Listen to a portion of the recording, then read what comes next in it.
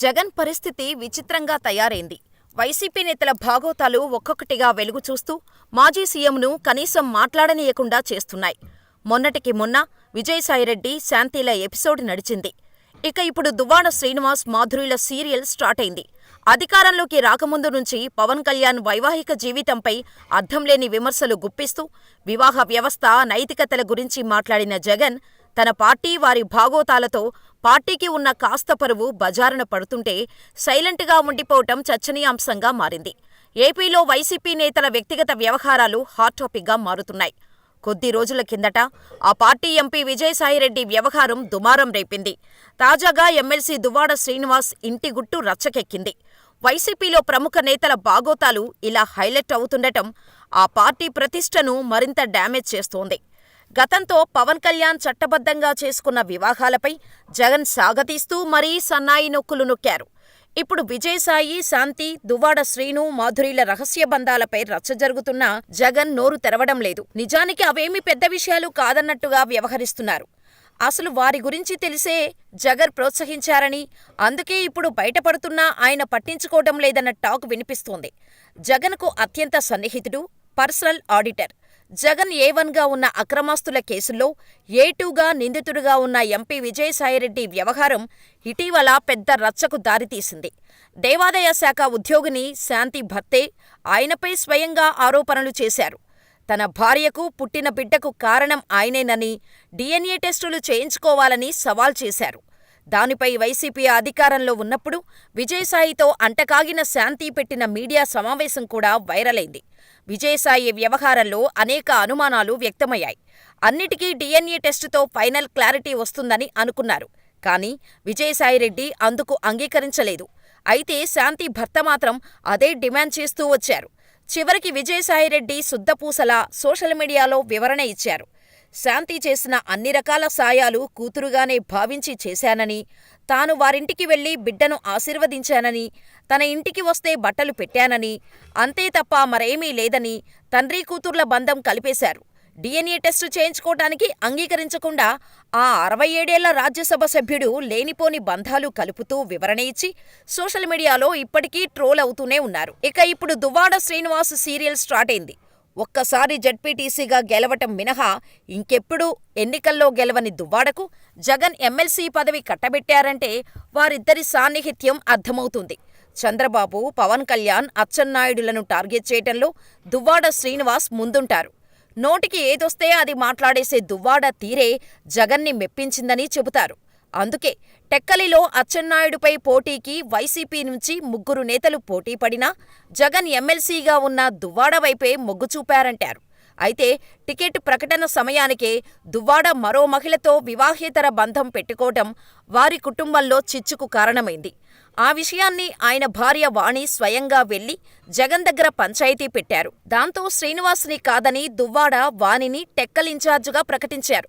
కానీ జగన్ చివరికి దువ్వాడ శ్రీనివాస్కే టికెట్ ప్రకటించారు. ఇండిపెండెంట్గా పోటీకి సిద్ధమైన దువ్వాడ వాణిని బుజ్జగించారు.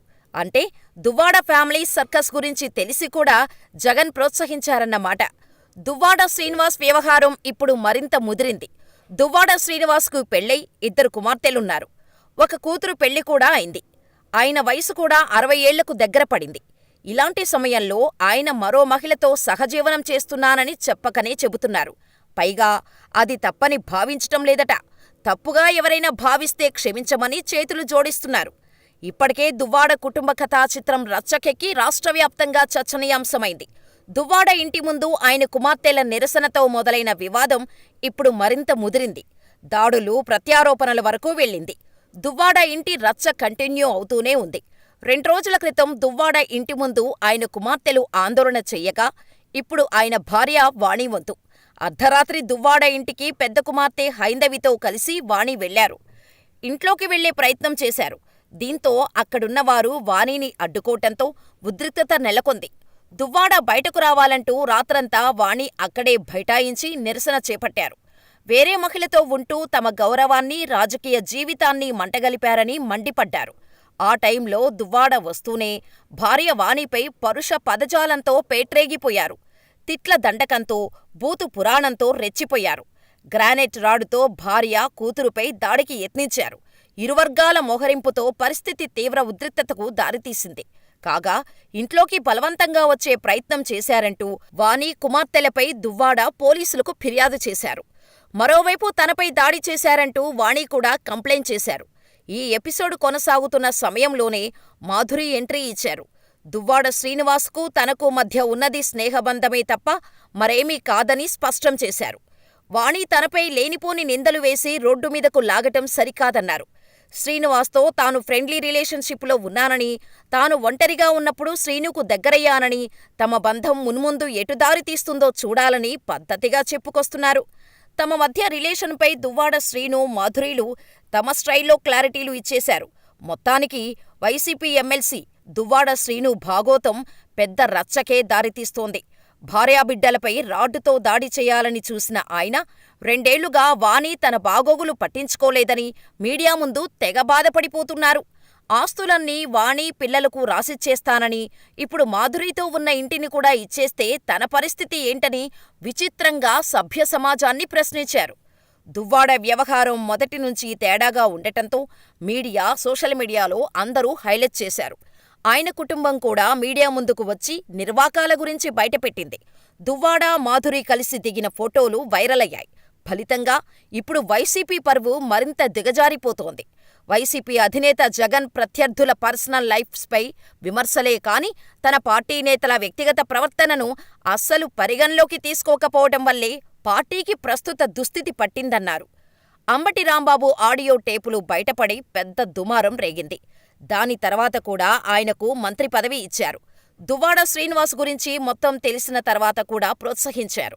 వైసీపీలో ఇలాంటి ఘనకార్యాలు చేసిన వాళ్లు చాలామంది ఉన్నారని, వారి వ్యవహారాలు వరుసగా బయటకు వస్తాయన్న ప్రచారం జరుగుతోంది. అధికారంలో ఉన్నప్పుడే అంబటి రాంబాబు ఆడియో టేపులు బయటకు వచ్చాయి. ఇప్పుడు అందరి వీడియో టేపులు బయటపడ్డా ఆశ్చర్యపోనవసరం లేదంటున్నారు.